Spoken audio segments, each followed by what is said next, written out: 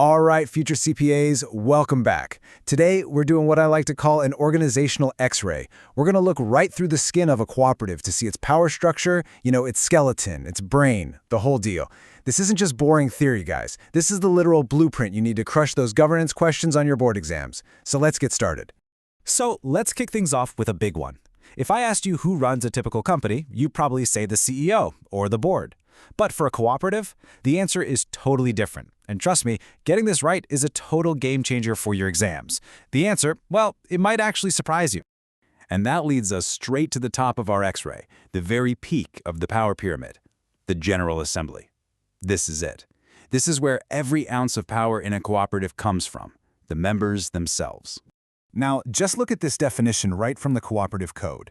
The key phrase here is full membership. The General Assembly, or the GA, isn't some small elite group. It's everyone. All the members gathered together making the big decisions. It is literally democracy in action, and it's the one thing that truly makes a cooperative special. Okay, stop what you're doing. Highlighters out, everybody. This next slide is pure board exam gold. Seriously, if you only memorize one thing about the General Assembly, make it this. You're going to want to pay very close attention.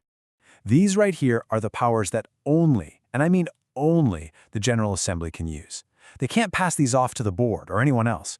Think about what this means. The members get to decide the fundamental rules, they pick their own leaders, they have the power to fire those leaders, and they approve the grand vision for the future. Remember this phrase, cannot be delegated. This is the bedrock of member control. Okay, so if the General Assembly has all this power, how does anything actually get done? Well, that's where the elected few come in, the Board of Directors. You can think of the GA as the collective will of the people, and the board, or BOD, is the strategic brain they elect to make that will a reality. First key number to burn into your memory, 5 to 15. That's it. A co-op's board of directors has to have at least 5 members, but no more than 15. This is a classic easy points question on the exam, so just lock it in your brain right now, 5 to 15. And here's the second magic number for the board. How long do they serve? A standard term is 2 years. It's that simple. This creates a really nice balance between having some consistency and making sure the board stays accountable to the members. So let's make a quick mental flashcard. Board size, 5 to 15. Term length, 2 years. Got it? Good. This chart just lays it out perfectly. The General Assembly is the supreme authority, setting the big picture policy. The Board of Directors then takes that policy and turns it into an actual strategy, a real plan. I love this analogy. The GA is the will, and the BOD is the executive arm that carries it out. They need each other to function. All right, so we've got the supreme GA and the strategic BOD. But who handles the nitty-gritty? Who acts as the referee and makes sure everything is fair and square? That's where the committees come in. Think of them as the cooperative's specialist teams, each with a super important job. Now this is a fantastic summary. The law says there are 3 committees you have to have.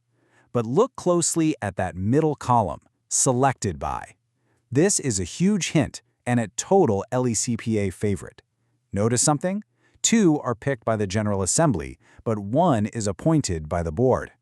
Let's break down why.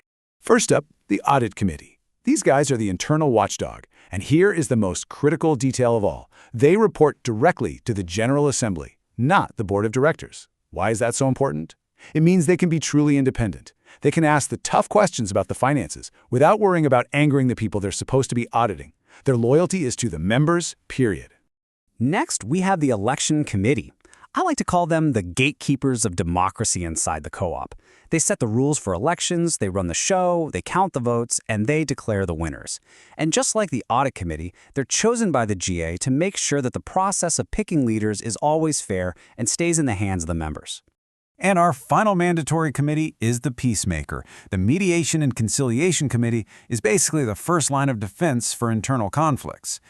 When members or officers just can't get along, this committee steps in to help them find a solution. And notice, this is the one appointed by the board, which makes sense, right? It's all about keeping the day-to-day operations harmonious. Okay, our X-ray is done. We've seen the whole structure. Now it's time to boil it all down into a rapid-fire review. This is your ultimate cheat sheet. Let's lock this knowledge in for good. So here's the flow of power, plain and simple. It starts at the top with the General Assembly, the supreme authority.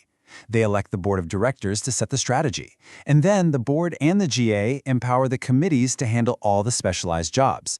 It's a clear top-down flow that starts and ends with the members. If you remember nothing else, remember this slide. Seriously, screenshot it, write it down, whatever you need to do. These are the absolute must-know facts. The GA is the highest body. The board is 5 to 15 members for a 2-year term. The GA elects the board, audit, and election committees. The board appoints the mediation committee. And that crucial detail, the audit committee answers directly to the GA. And let's end on this thought. You now know how to read the organizational X-ray of a cooperative. So how can you use that skill? How can you look at the structure and figure out if a co-op is actually healthy? What kind of problems might pop up if this power flow gets blocked? Think about it, because applying this knowledge is how you truly master it. Amazing work today, and I'll see you on the next one.